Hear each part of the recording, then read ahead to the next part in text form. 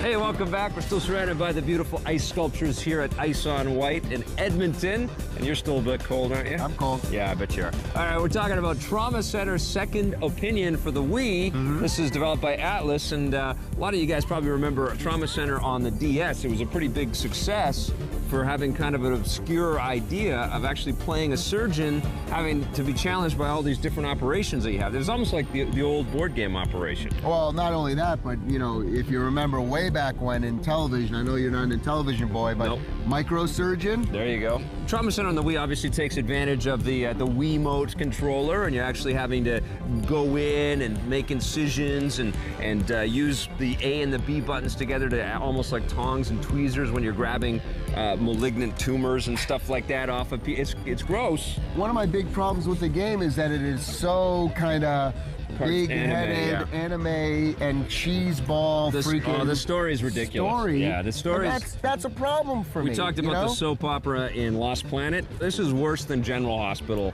and you know it's cheeseball. Draw me into the storyline though, and make it a AAA game. Absolutely, because the idea behind the story is pretty cool. Because you're playing a doctor who has lots of self-doubt, and he doesn't know if he's good enough to be a surgeon. He's got all these different challenges, and you realize that it's more than just operating on people. You actually have to have a bedside manner and talk people down.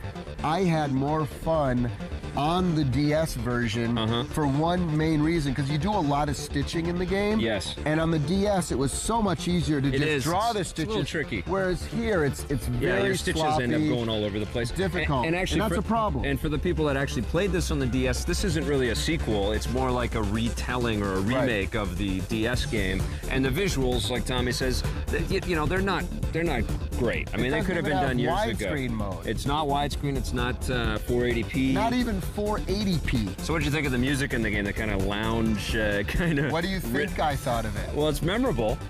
Oh, is it? You shan't forget. Yes, you how you shan't is the right word, except take out the N.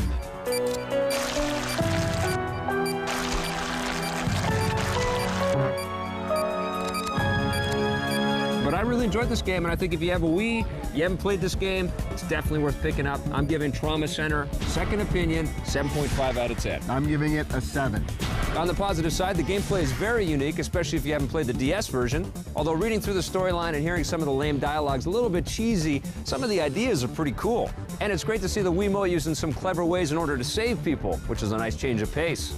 On the negative side, it's sometimes hard to use the controller, especially when you're trying to stitch people. The music was pretty annoying. It's pretty much the same game as the DS version, but probably the most disappointing part is that the presentation is so cheesy. We would have loved to see a more serious side.